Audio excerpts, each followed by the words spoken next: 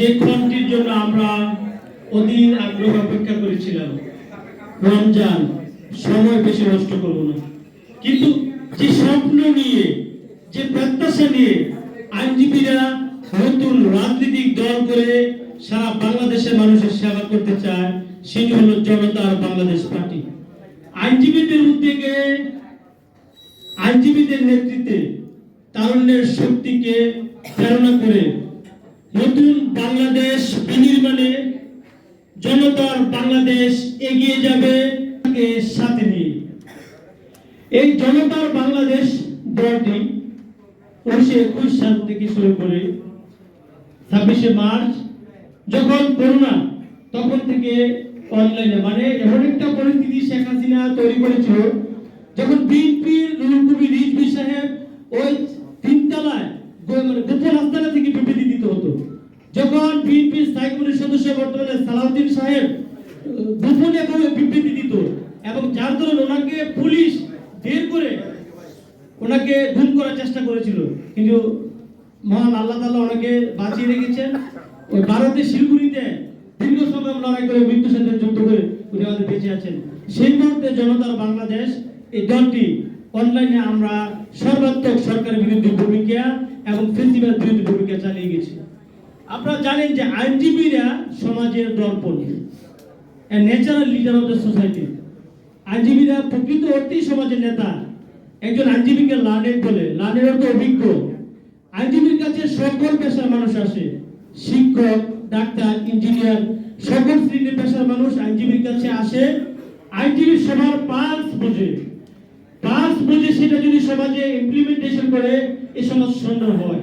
কিন্তু আমরা দেখেছি বাংলাদেশের রাজনীতিকে 52 সালের পর থেকে কুক্ষিগত করে নিজেদের স্বার্থ সিদ্ধির জন্য ক্ষমতাকে আঁকড়ে ধরে এই বাংলাদেশের স্বাধীনতা সার্বভৌমত্বকে নষ্ট করে দেওয়া হয়েছে, গণতন্ত্রকে বিপন্ন করে দেওয়া হয়েছে। বাংলাদেশে বেড়েছিল পেশি শক্তি আর টাকার বাহার। ব্যবসায়ীরা রাজনীতিতে সবচেয়ে সুবিধাভোগী হয়ে উঠেছিল এবং এখনো আছে। তাই আমরা চাই আইনজীবীরা যেহেতু সমাজের লার্নেড এবং সমাজের বিবেক, তাই আইনজীবীরা সমাজের নেতৃত্ব দেওয়া এবং আইনজীবীরা সততার সাথে ইসলামী মূল্যবোধের ভিত্তিতে আদর্শিকভাবে নেতৃত্ব দেবে। আমাদের সমাজে নেতা আছে, অসংখ্য দল আছে, কিন্তু সততার অনেক ঘাটতি আছে। যদি সততার ঘাটতি না থাকতে বলতে পারেন স্বাধীনতার এই 54 বছরে কি পেল বাংলাদেশ? দুর্নীতির এক মহা উৎসব শুরু হয়ে গেছিল, বাংলাদেশের ব্যাংকগুলোকে খালি করা হয়েছিল, প্রতিযোগিতা দিয়ে বাংলাদেশের টাকা লুটপাট করে বিদেশে পাচার করা হয়েছে। কি আছে বাংলাদেশে? আমরা কোটি কোটি মানুষ খাদ্যের জন্য হাহাকার করছি, অথচ বাংলাদেশে আইন শৃঙ্খলার এক বিরাট অবনতি। বাংলাদেশ যানজটে থমকে আছে। ঢাকা এক প্রান্ত থেকে অন্য প্রান্তে যাওয়াটা এটা যেন স্বপ্ন হয়ে যায়, মানে অস্থির থাকে কখন আমি ঢাকার এক প্রান্ত থেকে অন্য প্রান্ত যাব। আমরা দ্রব্যমূল্যে যে ঊর্ধ্বগতি, দ্রব্যমূল্য আমাদের যে ক্রয় ক্ষমতার সাথে আমাদের ইনকামের সাথে সেটি অসামঞ্জস্য। তাই আমরা দ্রুত চেষ্টা করা উচিত এই সরকারের যেন দ্রব্যমূল্য নিয়ন্ত্রণ আসে। আমরা এই সমাজে মাদক যেভাবে বিচরণ করে আছে, আমরা মাদক নির্মূল করতে না পারলে কখনোই সুন্দর বাংলাদেশ তৈরি করতে পারবো না। আপনারা কি জানেন দৈনিক 10 কোটি বিয়ার লাগে বাংলাদেশে? দৈনিক 10 কোটি বিয়ার কারা খায় এগুলা? 10 কোটি বিয়ার খাচ্ছে দৈনিক, অথচ গরিব মানুষ খাবার পায় না। তাহলে তাদের যদি টাকা না থাকতো তাহলে তারা বিয়ার খেতে কি করে? মানুষ ভাত খেতে পারে না, মানুষ চিকিৎসা নিতে পারে না, মানুষ স্বাভাবিকভাবে চলতে পারে না, বাসা ভাড়া দিতে পারে না। এই যে মানুষের অবর্ণনীয় কষ্ট, সেই কষ্ট তো নেতা আছে, অনেক নেতা, বড় বড় কথা বলার নেতা তো অভাব নাই, দিনকে রাত করে রাতকে দিন করে, কিন্তু কার্যত আমরা সেই আদর্শবান নেতার খুব অভাব দেখেছি বাংলাদেশে। ইনশাআল্লাহ জনতার বাংলাদেশ পার্টি অন্তত আপনাদের স্বপ্ন পূরণ করতে পারবে কিনা জানি না, কিন্তু সমাজে রাষ্ট্রের পক্ষে সত্য কথা বলে যাবে। যেহেতু আমরা আইনজীবীরা সবসময় অন্যায়ের প্রতিবাদ করে এবং আইনজীবীরা সংবিধান এবং রাষ্ট্রের সাথে ওতপ্রোত জড়িত, আপনারা জানেন। আইনজীবীরা ইচ্ছা করলে সমাজের যে কোনো বিষয় নিয়ে দাঁড়িয়ে কথা বললে, প্রতিবাদ করলে মানুষ সেটা অ্যাকসেপ্ট করে। তাই এই জন্য আমরা উদ্যোগ নিয়েছি বাংলাদেশে এই প্রথম আইনজীবীদের উদ্যোগে কোনো রাজনৈতিক দল, এর আগে অসংখ্য দল বাংলাদেশে আছে কিন্তু আইনজীবীদের উদ্যোগে নাই। এখানে 90% আইনজীবী। এর কারণ হলো আমরা চাই আইনজীবীরা যেহেতু সমাজের বাতিঘর, তেমনি সৎ আইনজীবীদেরকে নিয়ে আসার চেষ্টা করেছি। আইনজীবীদের মাঝেও গিলটি আছে, পুলিশও গিলটি আছে, সব পেশার মধ্যে গিলটি আছে, কিন্তু এই গিলটির মাঝেও আমরা সুন্দর উদ্ভাসিত সূর্য কিছু ভালো মানুষদেরকে নিয়ে সমাজে আমরা এই জনতা বাংলাদেশ দলটি করার চেষ্টা করছি ইনশাআল্লাহ। আমাদের জনতা বাংলাদেশ পার্টির 20 দফা দাবি নিয়ে আপনাদের সামনে হাজির হয়েছি। প্রথমে আমরা যানজট নিরসন করা, দ্রব্যমূল্য নিয়ন্ত্রণ করা, আইন শৃঙ্খলা পরিস্থিতির যে অবনতি আপনারা দেখছেন। এখন মানুষ পুলিশের গায়ে হাত তুলে, পুলিশের গায়ে হাত তুলতে মানুষ দ্বিধা করে না। আইন শৃঙ্খলার পরিস্থিতি একেবারে ভেঙে পড়েছে। পুলিশ সদস্যরা শত চেষ্টা করেও তাদের সেই হারানো গৌরব ফিরিয়ে আনতে পারছে না। আমি মনে করব, আমরা জানি যে এই পুলিশ বেশিরভাগই কিন্তু ফেসিস্ট শেখ হাসিনার নিয়োগ দেওয়া, কিন্তু আপনার সব পুলিশকে যদি আপনি নির্মূল করে দেন আপনি দেশ চালাতে পারবেন না। তাদের মাঝে আপনার সততা ঢুকাতে হবে। মনে রাখবেন, কোনো মানুষ যদি আল্লাহকে ভয় পায় সে ভালো হয়ে যায়, আর আল্লাহকে যদি কি ভয় না পায় সে যত পাওয়ারফুল লোক হোক সে কখনো ভালো হয় না। আজকে বাংলাদেশের জন্য ভালো বার্তা হয় না কেন? যারা রক্ষক ছিল তারা ভক্ষক, বড় বড় কথা বলে কিন্তু সততা তাদের মধ্যে বিরাট ঘাটতি আছে। যার দরুন এই বাংলাদেশে যে ব্যালেন্সিং এটা আমরা দেখতে পাচ্ছি শুধুমাত্র সততার কারণে। তাই আমরা সুশিক্ষা নৈতিকতা প্রশ্ন কাটাতে চাই, আর মাদক চিরতরে নির্মূল করা উচিত। মনে রাখবেন, একটা মানুষ এমনি এমনি খারাপ হয় না। মাদকের গ্রাসে যুব সমাজ আজকে ধ্বংস হয়ে যাচ্ছে। মাদক নেওয়ার কারণে অনেক পুলিশ কর্মকর্তারা দেখা যায় যে পাবলিকের কাছ থেকে টাকা নিতে, মিথ্যা মামলা দিতে, তাকে নাজিয়াল করতে দ্বিধাবোধ করে না। এর কারণ তার ভিতরে আল্লাহর ভয় নাই, সে অসৎ হয়ে গেছে। আজকে যদি সে পুলিশ সদস্য সৎ থাকতো, সে আইনজীবী সৎ থাকতো, সেই সাংবাদিকেরা সৎ থাকতো, সেই ব্যবসায়ীরা সৎ থাকতো, সেই সকল পেশাজীবী মানুষরা সৎ থাকতো, এই সরকারি বড় বড় কর্মকর্তারা যদি সৎ থাকতো তাহলে দেশে কিন্তু দুর্নীতি হতো না। আপনারা দেখেন যে এই সরকারি কর্মকর্তারা সবচেয়ে বেশি ধনী সরকারি কর্মকর্তারা, আবার তারা সরকারের সাথে ম্যানেজ করে আছে, কিন্তু সবাইকে জবাব দিয়ে তারা আনা উচিত। কিন্তু না, আমরা পার পেয়ে যাই। এই পার পেয়ে যেতে দেওয়া যাবে না। দুর্নীতি রোধ করতে হবে, দেশের প্রান্তিক পর্যায়ে স্বাস্থ্য সেবা নিশ্চিত করতে হবে, মানবাধিকার সুরক্ষা, নাগরিকদের সর্বোচ্চ জীবনযাপনের ব্যবস্থা করতে হবে, বৈষম্যহীন সমাজ ব্যবস্থা প্রতিষ্ঠা করতে হবে এবং নিরাপদ বাসযোগ্য ভূমি করতে হবে। রাজনীতিতে টাকার যে প্রভাব সেটা কমিয়ে, বেশি শক্তি কমিয়ে মেধাকে মূল্যায়ন করতে হবে। মানুষকে দেশপ্রেমে উদ্বুদ্ধ করতে হবে। এই দেশপ্রেমিক কারা?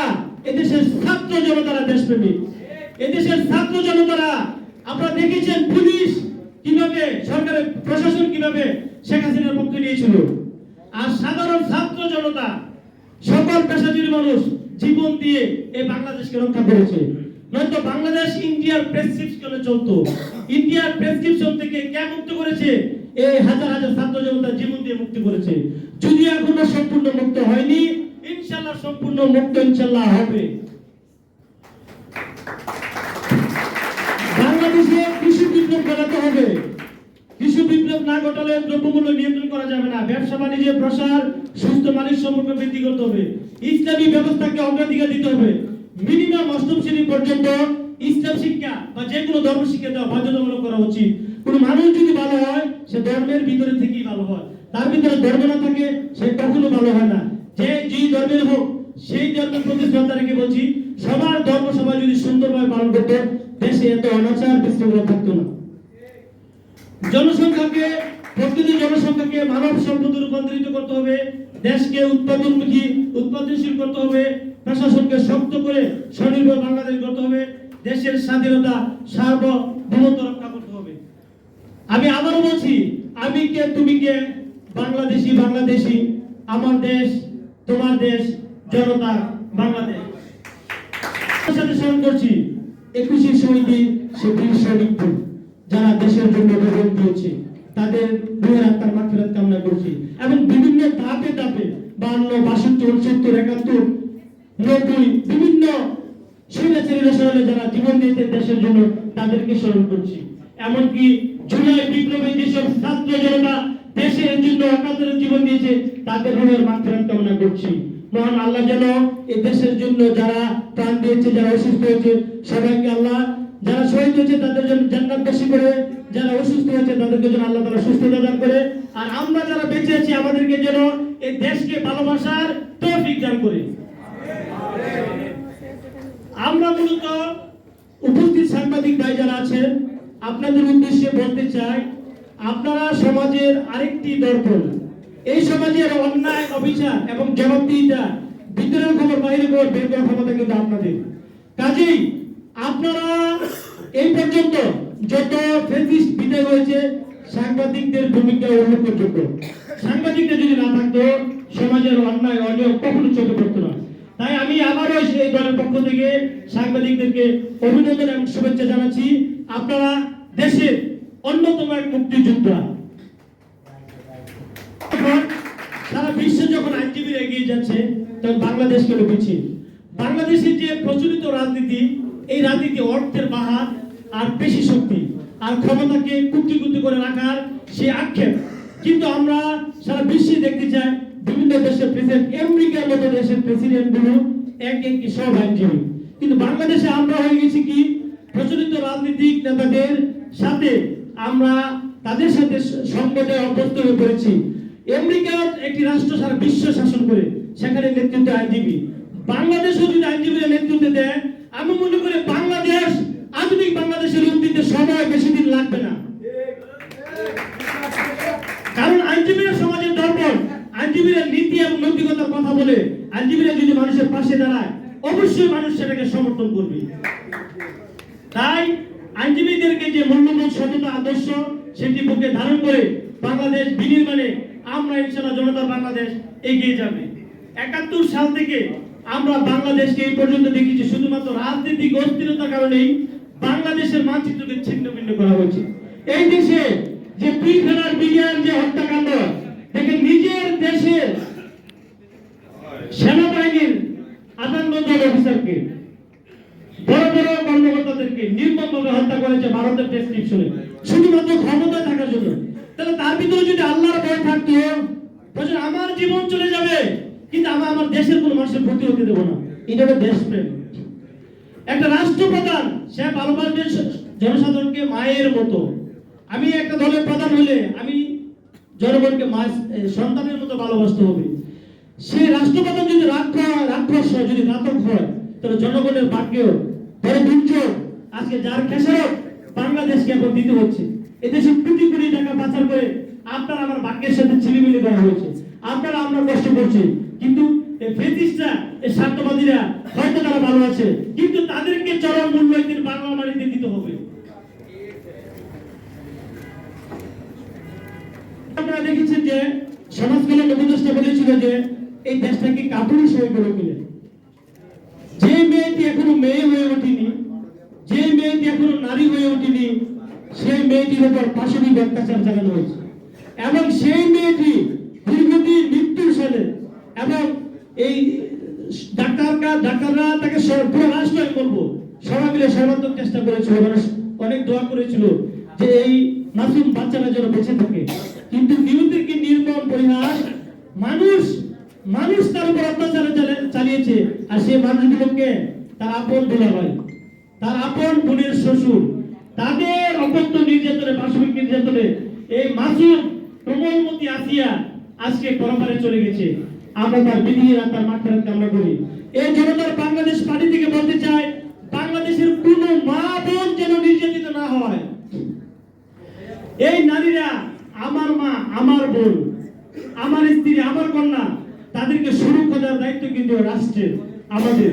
কাজে কোনো নারীর প্রতি যেন কোনো সহিংসতা না হয়, আমাদেরকে ভালোভাবে খেয়াল রাখতে হবে। জনতার বাংলাদেশ আপনাদের পাশে আছে, আপনাদের পাশে থাকবে। এবং দেশের ক্লান্তি লোকে যখনই দেশ কোনো সংকটে কিংবা কোনো দুর্যোগে, কোনো গণতন্ত্রহীনতা থাকবে, তখনই জনতার বাংলাদেশ আপনাদের পাশে দাঁড়াবে। সত্যের পক্ষে দাঁড়িয়ে, মৃত্যুর উপত্যকায় দাঁড়িয়ে যে সৎ সাহস শক্তি নিয়ে কথা বলবে, যে একজাক তরুণ আইনজীবী, তারা হলো জনতার বাংলাদেশ পক্ষের আইনজীবী। আজকে জনতার বাংলাদেশ পার্টির জন্য একটি এই দিনটি স্মরণীয় হয়ে থাকবে। আজকে তার বীজ বপন করা হয়েছে, ফুলে ফুলে ছেয়ে যাবে একদিন পুরো বাংলাদেশ, তার সৌরভ হয়তো এই দেশের মানুষ পাবে। তাই জনতার বাংলাদেশ কৃষক, শ্রমিক, সকল পেশাজীবী মানুষের পালসকে অনুধাবন করে, তাদেরকে শ্রদ্ধা করে, ভালোবেসে ৭১-এর চেতনা, ২৪-এর চেতনাকে বুকে লালন করে জনতার বাংলাদেশ এগিয়ে যাবে আপনাদের দোয়া এবং ভালোবাসা নিয়ে। তার না জনতা, আমরা অবশ্যই জনতা, আমরা জনতার পক্ষে থাকবো। ক্ষমতার মোহ ত্যাগ করে যতক্ষণ না আমরা জনতার কাতারে দাঁড়াবো, ততক্ষণ আমরা দেশের সার্বিক উন্নয়ন করতে পারবো না। আমরা আর বেশি কথা বলছি না, এর কারণ হলো রমজান চলে এসেছে, আর কিছুক্ষণ পরে ইফতারি।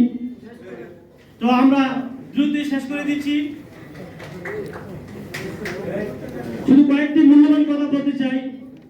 সে ৭১ সালে আমাদের অনেক ভাই মা বোনকে শহীদ হতে হয়েছে, ২৪ সালেও অনেক মা বোনকে শহীদ হতে হয়েছে। বারবার আমরা রক্ত দিচ্ছি, বারবার আমরা জীবন দিচ্ছি, কখনো আবরার হয়ে, কখনো মুক্তিযুদ্ধের সেই সেনানায়ক হয়ে আমরা বারবার জন্ম লাভ করি। যখনই এদেশে কোনো ফ্যাসিস্ট আমাদের বুকে চেপে থাকে, তখনই আমাদের জন্ম হয় আর আমরা দাঁড়াই। আমরা দেখছি এদেশের বাংলাদেশ সবচেয়ে বেশি দেশপ্রেমিক হলো মাদ্রাসার ছাত্ররা।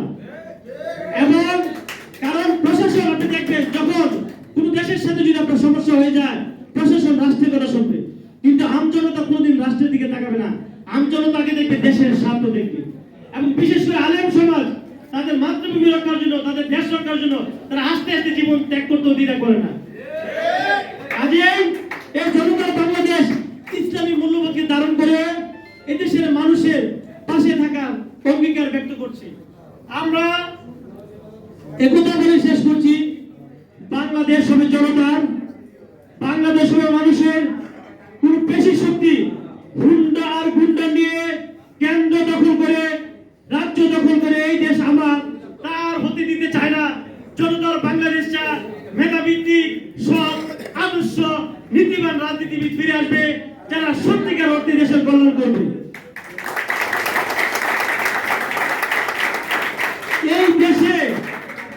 এই দেশে বড় বড় নেতা অভাব নেই, কিন্তু ভালো মানুষের বড় অভাব আছে।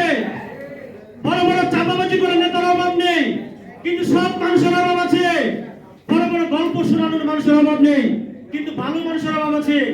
আমরা চাই টাকার শক্তি, পেশি শক্তিকে নির্মূল করে মেধার শক্তিকে প্রায়োরিটি দিয়ে সাধারণ মানুষের নীতি, আদর্শ, পালসকে অনুধাবন করে জনতার বাংলাদেশ সততা, আদর্শ, ন্যায়, নীতি, তারুণ্য শক্তিকে নির্ভর করে নতুন এক বাংলাদেশ নির্মিত